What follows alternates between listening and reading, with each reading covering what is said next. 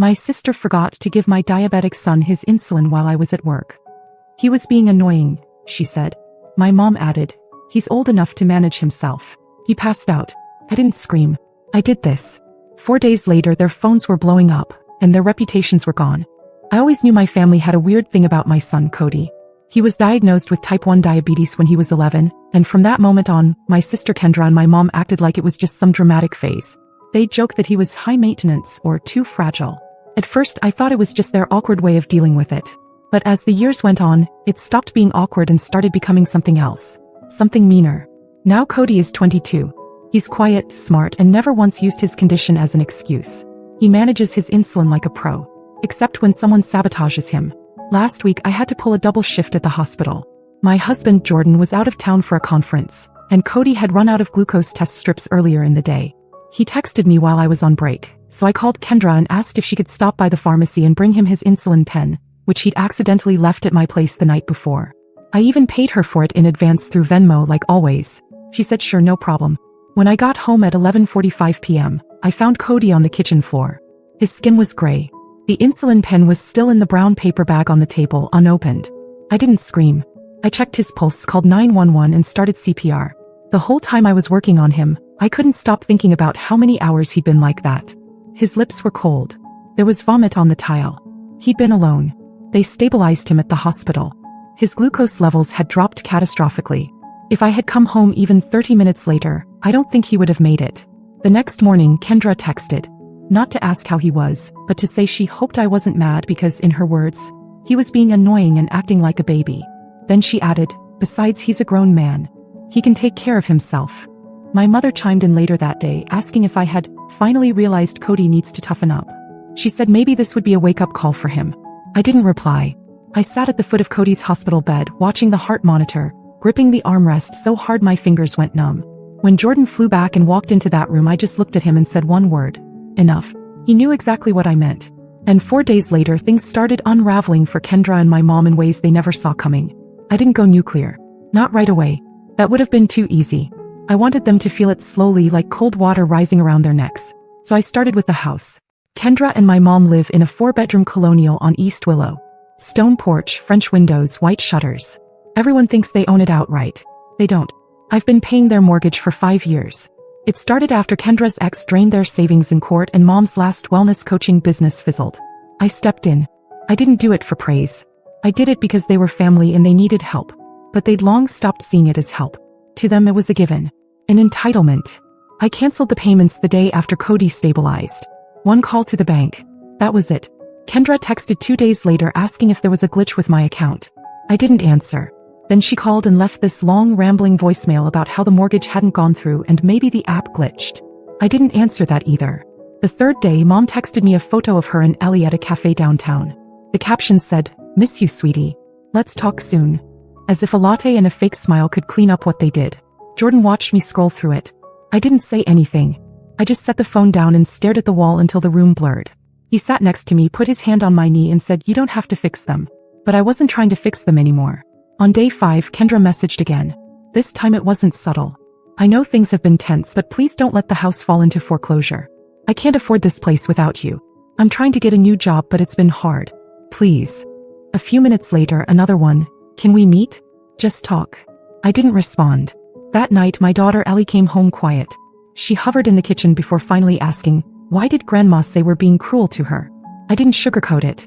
I told her exactly what had happened with Cody. How he almost died. How they left him there knowing he needed help and did nothing. Guessed why? I told her I don't know anymore. He cried that night. Not for them. For the mess of it all. The fracture. And I hated that part. Because even though Jordan kept saying we were doing the right thing, Ellie was hurting. And Cody still looked pale and unsteady. And I still felt like I was walking through fire every time my phone buzzed. But this wasn't over. Not even close.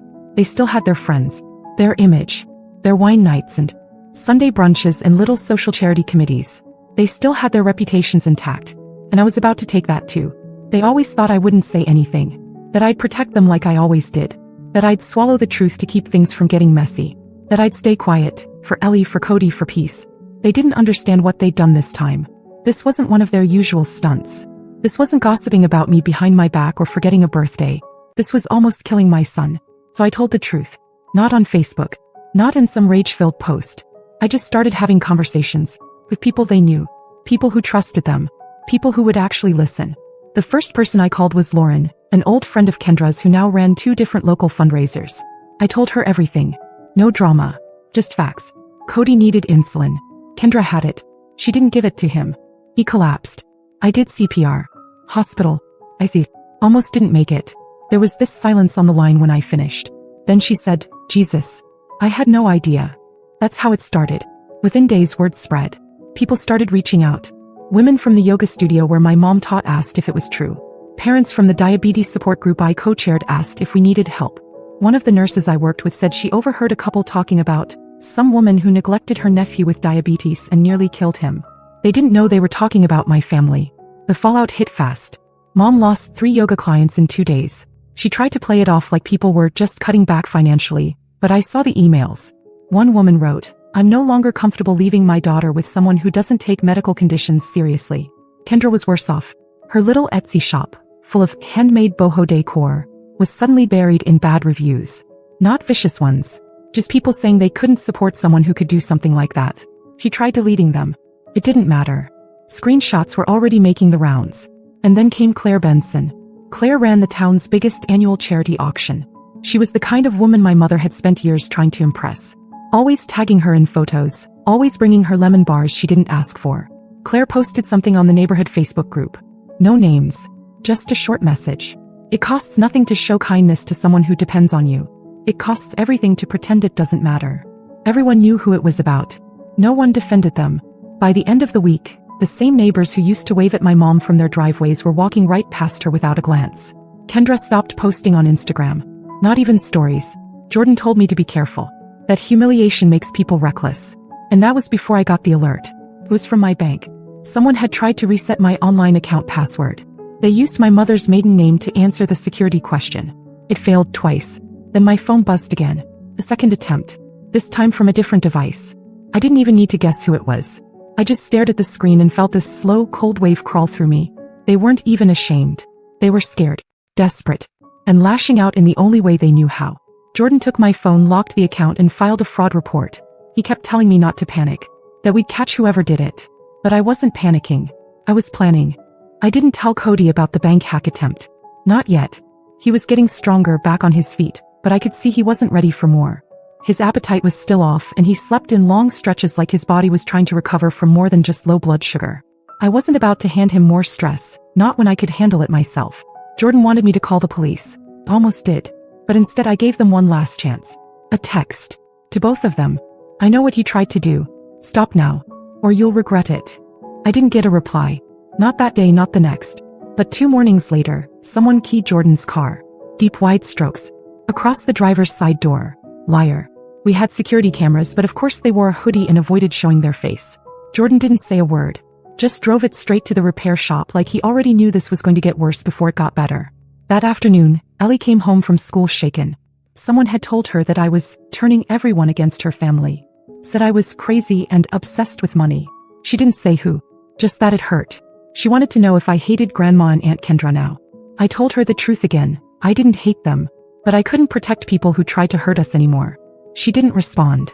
Just nodded and went upstairs. That night, Jordan sat me down. He said I had a choice. Let them sink or drag them down myself. But either way they were going under. So I made a decision. I started pulling receipts. Screenshots of the Venmo payments I'd sent for their mortgage every month. Email chains where they begged for help with utility bills. Copies of the prescriptions and the pharmacy receipt Kendra never delivered. I put it all together. And then I emailed it. Not to the police. Not to them. To 3 people. Claire Benson. Lauren from the fundraisers. And a woman named Meredith Jameson, an editor for the local newspaper's community feature section. Within 48 hours the paper ran a piece. Front page of the community section. Title: A son, a sister, and a silence that nearly killed. It didn't name them, but everyone who mattered knew. There were quotes from diabetes experts, a short statement from the hospital about the severity of the situation, and a line from me that they pulled in bold. I don't want revenge. I want accountability. And I'm not going to cover for anyone anymore. Their phones must have been ringing off the hook again, but this time no one was calling to gossip. They were calling to cancel. Clients. Orders. Invitations. Even the church dropped them from the community newsletter. quietly but deliberately. That's when I knew they were panicking. Not angry. Not defensive. Just scared. The kind of scared that makes you sloppy. Because at 2:11 a.m. I got a call from a blocked number. I let it go to voicemail. And when I listened to it, I finally heard something I never thought I'd hear from my mother. He was crying. I listened to the voicemail twice. My mother's voice was shaking, words tumbling over themselves. She wasn't yelling, not like she used to when she wanted control. She was begging. She said they were sorry. That they hadn't meant for things to go so far. That they never imagined it would end up like this. That Kendra was spiraling. That their HOA board had asked them to step down from the social committee. That people they'd known for years had started avoiding them in the grocery store. She said they couldn't afford to lose the house. I sat there in the dark with my phone in my hand and wondered if she had rehearsed it. The crying didn't move me. But something about the message didn't sit right. She kept circling around one phrase, "We never meant for this to happen." What did this really mean to them? I found out the next morning. Jordan opened the front door to grab the newspaper and froze. Sitting on our porch was a manila envelope. No postage. Just Harper written in big block letters. Inside were printed screenshots. Dozens of them. Emails between Kendra and someone named Travis, dated 3 months earlier. They were talking about me, my money, my family, and my job. One email said, if Harper loses it at work, they'll suspend her. We could argue for temporary guardianship over Cody if he's declared unstable. Mom thinks we'd have a shot if Jordan wasn't around. Another, she has way more saved than she admits. Cody's condition is her weakness. I couldn't breathe. I sat at the kitchen table and read every word. They'd been planning something. I didn't know what exactly, custody, power of attorney, something ugly, but the point was they weren't just neglectful. They were deliberate and stupid. Because someone gave this to me. I called the number listed on one of the emails. It was Travis. He used to do freelance IT work for Kendra's ex-husband. I didn't say who I was. Just asked how he got these. He hesitated. Then said quietly, she never logged out of her email when she used my laptop. I thought you should know. I asked him why now. He said, I have a diabetic kid. I couldn't sleep after reading that article. I told Jordan everything. He sat there for a long time staring at the envelope, then stood up and asked where we kept the spare flash drives.